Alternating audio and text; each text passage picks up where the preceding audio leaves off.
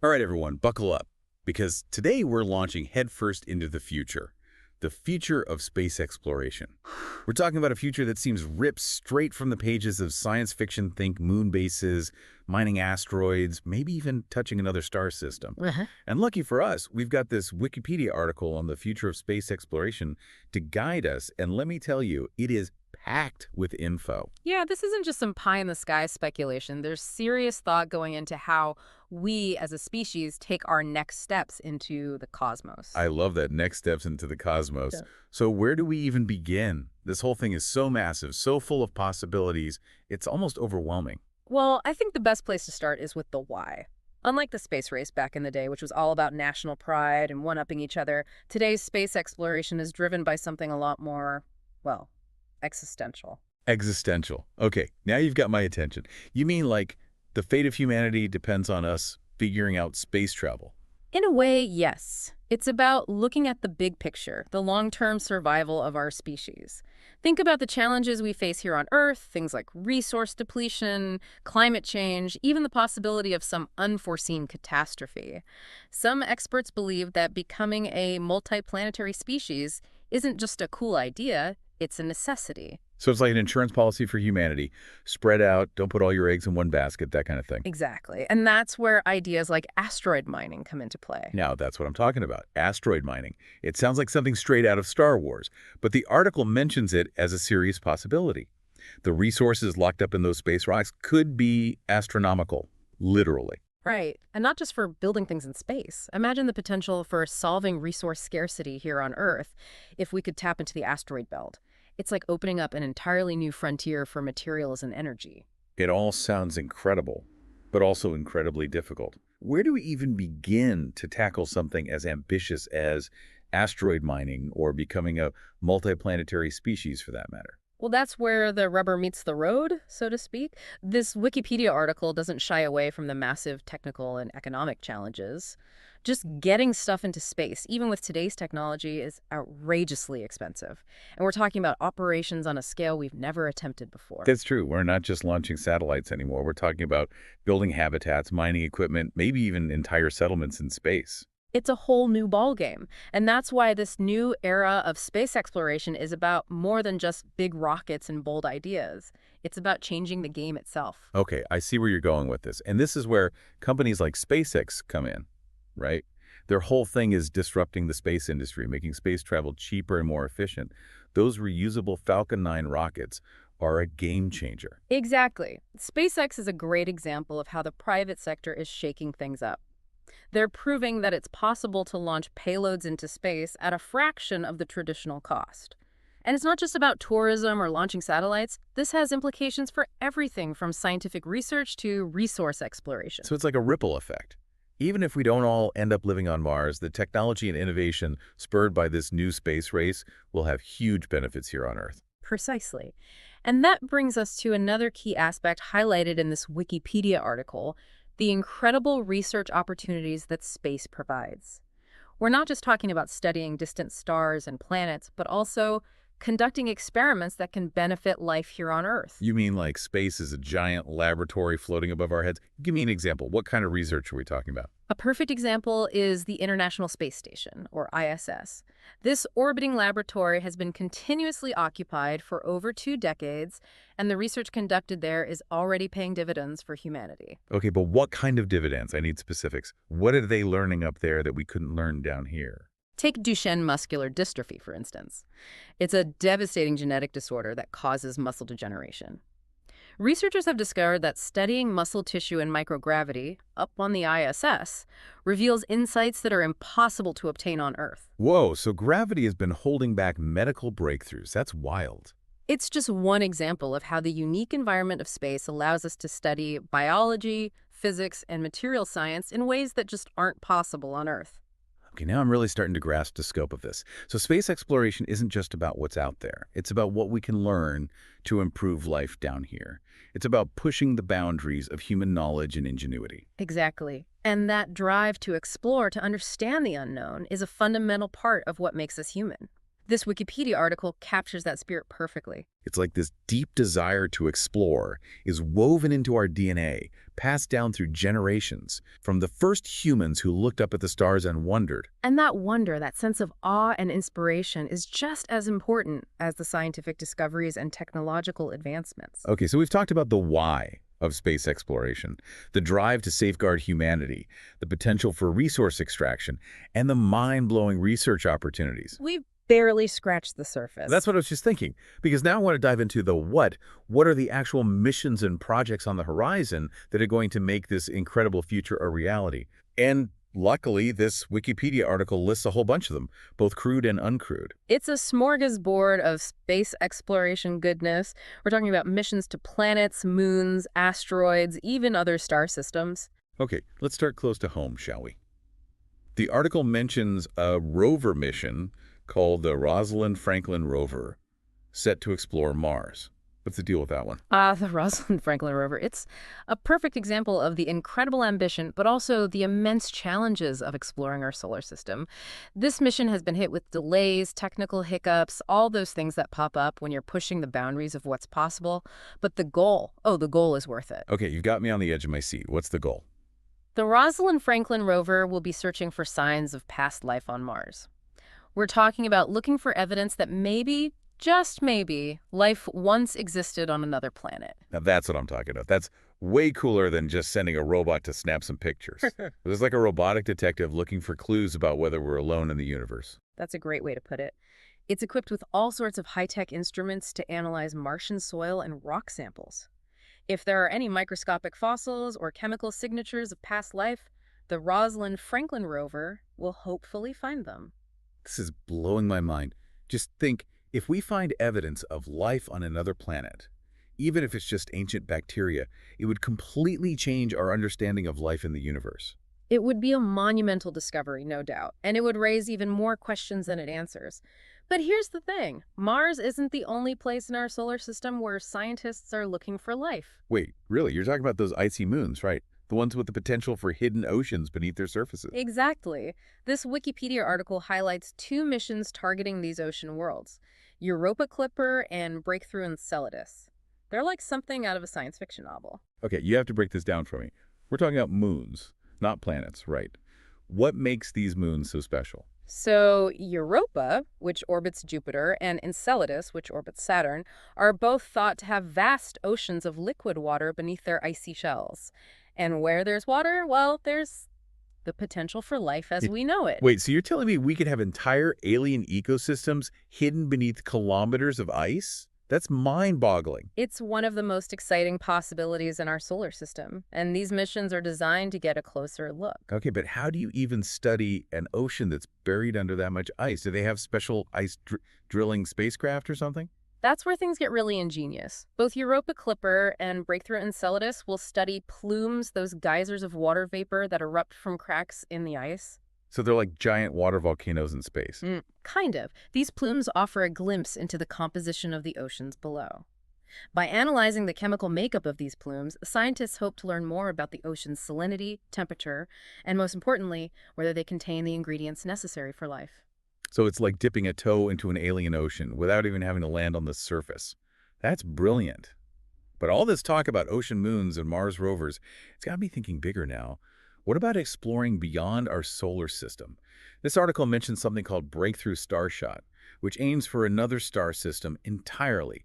Is that even possible? Yes, Breakthrough Starshot. This is where we truly enter the realm of ambitious, almost unbelievable science. Okay, I'm ready for unbelievable. Hit me with it. What is the goal, and how in the world do they plan to pull it off? The target for Breakthrough Starshot is Proxima Centauri b, a planet located in the habitable zone of Proxima Centauri, the closest star to our sun.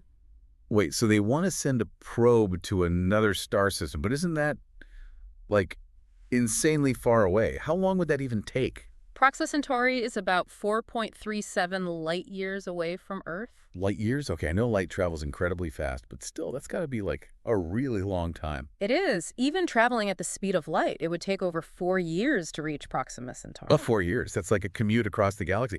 Okay, so how do they plan to make that happen in a reasonable time frame? Traditional rockets are out of the question, right? You're right. Traditional rockets wouldn't cut it. Breakthrough Starshot proposes using something entirely different. Light sails. Light sails, is that like sailing on sunlight? Not quite sunlight, but you're on the right track. Picture this. A spacecraft, incredibly small and lightweight, attached to a giant reflective sail. Now imagine a massive array of lasers here on Earth, all focused on that sail. The lasers provide the thrust, pushing the spacecraft through space. So it's like riding a laser beam to another star system. In a nutshell, yes. And because light travels at, well, the speed of light, a light sail could theoretically reach a significant fraction of that speed, making interstellar travel within a human lifetime a possibility. Okay, this is seriously next level stuff. But even if they can get this light sail technology to work, space is ridiculously huge.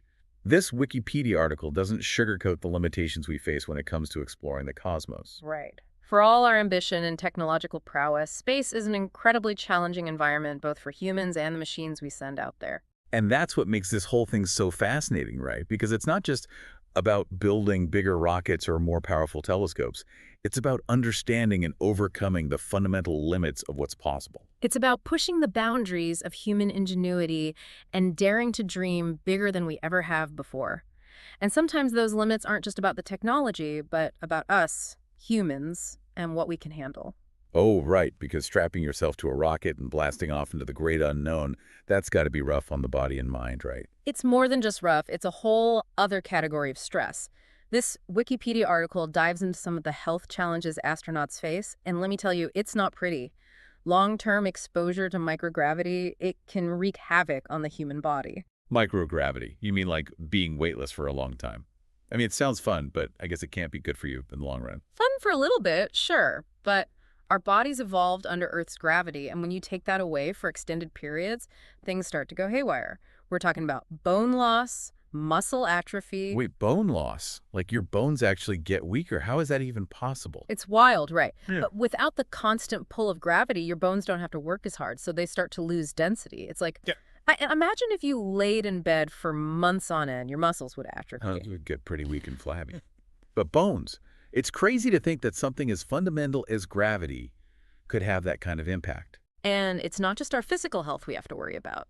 Prolonged isolation and confinement, being stuck in a small spacecraft with the same people for months, even years, that takes a toll on the mind, too. Yeah, I can imagine. Even a few days stuck inside with my family can drive me a little crazy. Mm-hmm. This article mentioned something called Biosphere 2.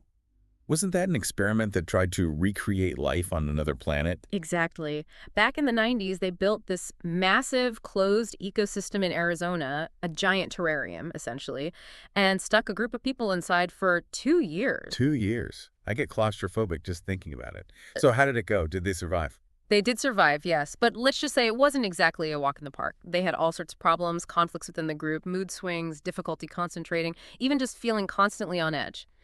So it's like space travel, but with the added pressure of knowing that if something goes wrong, you can't just open the door and walk outside. It highlights a crucial aspect of space exploration that we often overlook: the human factor. We can build amazing machines, but we also have to understand and address the psychological challenges of sending humans into these extreme environments. It's like we're not just sending robots out there. Yeah. We're sending complex emotional beings who crave connection and routine and a sense of purpose. And space, let's face it, doesn't really offer much of that. At least not yet. It's a valid point, and it feeds into a debate that's raging in the space community. Robots versus humans. On the one hand, robots are far more resilient. They don't need oxygen or food or psychological counseling after a long mission. But on the other hand, There's something about human exploration, that drive to see things for ourselves, to experience the universe firsthand. exactly. Robots can collect data, send back stunning images, but they can't replicate that human sense of wonder and discovery. They can't look out at a Martian sunset and feel that awe, that connection to something much greater than themselves. Okay, I'm starting to see both sides of the coin here. Robots are efficient, they're expendable, in a way, but they're missing that human spark.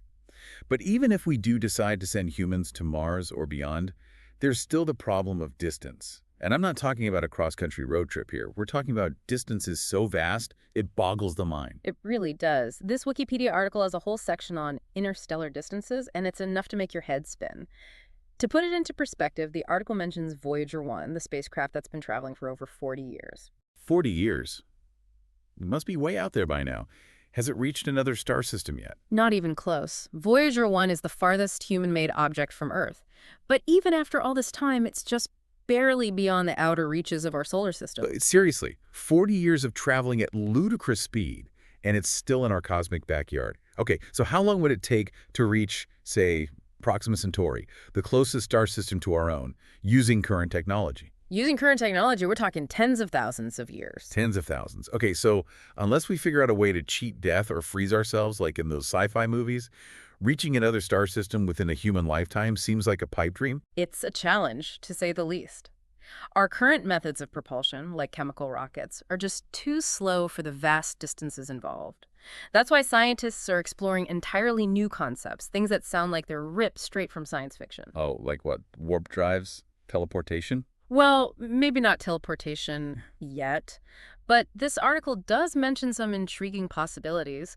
One of them is nuclear propulsion. Nuclear propulsion? Like strapping a nuclear reactor to a spacecraft and hoping for the best? Sounds a bit risky. It's definitely not without its challenges and risks, but nuclear propulsion offers the potential for much faster speeds than chemical rockets. Instead of burning fuel, we'd be harnessing the power of nuclear reactions to generate thrust. So it's like trading one set of challenges for another. But if it gets us to another star system within a human lifetime? It's a trade-off many scientists are willing to consider. And then, of course, there's the holy grail of interstellar travel, the one that sci-fi writers have been dreaming about for decades, the Alcubierre drive. The Alcubierre drive, the one that supposedly bends space-time itself to allow for faster-than-light travel. That one. The one and only. It's a concept that plays with the very fabric of reality, and it's rooted in some pretty mind-bending physics. Okay, you've officially lost me. Space-time bending. Can you even explain that in a way that my non-physics brain can handle? Imagine a piece of fabric stretched out. That's like space-time. Now imagine pinching a point on that fabric and pulling it closer to another point. That's essentially what the Alcubierre drive proposes to do: compress space-time in front of the spacecraft and expand it behind, creating a warp bubble that allows the spacecraft to ride a wave through the cosmos. So we're not actually traveling faster than light. We're just folding space to make the distance shorter. In a highly simplified way, yes. Of course, the reality is far more complex, and the amount of energy required to create such a warp bubble is thought to be astronomical, pun intended. Yeah, I bet. It all sounds incredible, but also incredibly far-fetched. Like, we're more likely to invent teleportation before we figure out how to warp space-time. It's definitely still in the realm of highly speculative physics, but the fact that we're even considering these possibilities, that our understanding of the universe allows for such mind-blowing concepts, it's incredibly exciting. But maybe we should bring things back down to Earth for a bit. Or at least back to something a bit more grounded in current technology. Exactly, because while we're dreaming of warp drives and interstellar voyages, there's another revolution happening in space exploration, one that's already making a huge impact. You're talking about artificial intelligence, right? Yeah. This Wikipedia article talks a lot about how AI and autonomous spacecraft are going to play a huge role in our future among the stars. It's not just hype. AI is poised to transform every aspect of space exploration, from how we design spacecraft to how we explore other planets, and it's happening right now. Okay, so what are we talking about here? Are we talking about robots driving Mars rovers or something? It's much bigger than that. We're talking about spacecraft that can think for themselves, that can adapt to changing conditions, that can make decisions without having to wait for instructions from Earth. Ah, because of those pesky speed of light delays we talked about earlier. Exactly. Imagine you're a rover on Mars and you encounter something unexpected, a strange rock formation, a sudden dust storm, you name it. With current technology, you'd have to send a message back to Earth and wait for instructions. Which could take minutes, even hours, depending on where Earth and Mars are in their orbits. That's not exactly ideal for dealing with, a Martian dust devil bearing down on you. Not ideal at all. That's where AI comes in. An AI-powered spacecraft could analyze the situation in real time, make decisions based on its programming and the data it's collecting, and take action without human intervention. So it's like having a robotic explorer that's actually capable of, exploring on its own. That's incredible. Do we have any examples of this kind of AI autonomy in action yet? We do. The article mentions NASA's Autonomous Science Experiment, or ASE, which flew on an Earth-observing satellite called EO-1. Okay, so this satellite had a mind of its own. What could it do? The ASE essentially gave EO-1 the ability to analyze the images it was taking and make decisions about which ones was scientifically interesting enough to send back to Earth. So it's like the satellite had its own little science team on board, sifting through the data and picking out the good stuff. Exactly, and it was surprisingly effective. The ASE ended up sending back over 10,000 images deemed scientifically valuable, demonstrating that AI can not only assist human scientists, but can actually lead the way in making new discoveries. Wow, that's huge. So we're talking about AI that can analyze data faster, explore more efficiently, maybe even spot things that we humans might miss. It's like having a whole other intelligence out there exploring the universe alongside us. And it's not just about scientific discovery. AI can also play a vital role in keeping our astronauts safe. You mean like having AI co-pilots that can step in if something goes wrong? Precisely. The article mentions NASA's development of an AI flight advisor system that can help human pilots make better decisions, especially during critical maneuvers or emergency situations. That's like having the combined knowledge and experience of every pilot who's ever flown right there in the cockpit with you. Uh-huh. That's got to be reassuring, especially if you're, landing a spacecraft on Mars or something. It's all about leveraging the power of AI to augment human capabilities, to make space exploration safer, more efficient, and ultimately more successful. And as we delve deeper into this Wikipedia article, we start to see how these advancements in AI and automation are converging with another major trend in space exploration, the rise of private companies. And we're back. So we've talked about the incredible challenges and possibilities of exploring the cosmos. But who's going to make it happen? Who's building the rockets, the rovers, those mind-blowing light sails? This Wikipedia article makes a bold claim. It says that private companies are going to play a huge role in the future of space exploration. It's already happening. We're seeing a new space race, but this time it's not just about national pride. It's about private companies pushing the boundaries of technology and innovation. Right. It's like the Wild West out there, with these companies competing to be the first, the best, the boldest in space. We've already talked about SpaceX and their ambitions for Mars. What about the other big players? This article specifically mentions Virgin Galactic. What are they up to? Richard Branson and Virgin Galactic, they're taking a slightly different approach. Their focus is space tourism, specifically suborbital flights. Suborbital. So you get a taste of space, experience weightlessness, see the curvature of the Earth, but you don't actually go into orbit. Exactly. It's like a sneak peek into space. But hey, it's still a pretty amazing feat. It makes space accessible, at least for those who can afford it. Yeah, I imagine those tickets aren't exactly cheap, but it does make you wonder, will space tourism become commonplace someday? Like, will we be booking weekend getaways to orbit? Stranger things have happened. But for those with their sights set on something a bit more permanent, there's Blue Origin. Ah, yes, Jeff Bezos' company. They're the ones with those reusable rockets and plans for lunar settlements, right? They're playing the long game, building the infrastructure for a sustained human presence in space. Their New Glenn rocket, for example, is designed to carry both cargo and crew to the moon and beyond. So we're talking about moon bases, mining operations, maybe even permanent settlements. That's the idea. And Blue Origin isn't alone. There's also Bigelow Aerospace, the company we mentioned earlier that specializes in inflatable space habitat. Oh, right. Those inflatable modules. They sound like a game changer for space living. More space to stretch out, maybe even grow some space veggies. Exactly. And they're much lighter and more compact than traditional habitats, which is crucial for reducing launch costs. It's incredible to think how far we've come in such a short time. Just a few decades ago, space exploration was solely the domain of government agencies, driven by national pride and geopolitical rivalry. And now it feels like the floodgates are opening Hmm. and private companies are leading the charge. It's exciting, but it also raises some questions, doesn't it? Definitely. This Wikipedia article touches on some of those questions, especially when it comes to the commercialization of space. Right, like who owns the resources in space? Who gets to decide how they're used? What happens if we find something truly valuable on another planet? Who gets to claim it? These are all big questions, questions that humanity have never had to grapple with before, and there are no easy answers. It's like we're entering a new era, not just of space exploration, but of human history itself. And as we venture further into the cosmos, we need to think carefully about what kind of future we want to create out there. Absolutely. Because it's not enough to simply reach for the stars. We have to do it responsibly, ethically, and with a sense of shared purpose for all of humanity. Beautifully said.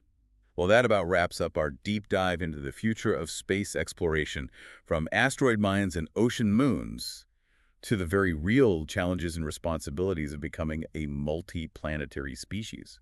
We covered a lot of ground today. It's been a wild ride.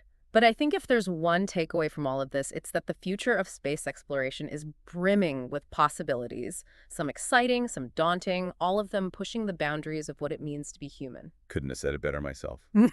A huge thank you to our expert for sharing their incredible knowledge and insights today. And to our listeners, thanks for joining us on this cosmic adventure. Until next time, keep looking up.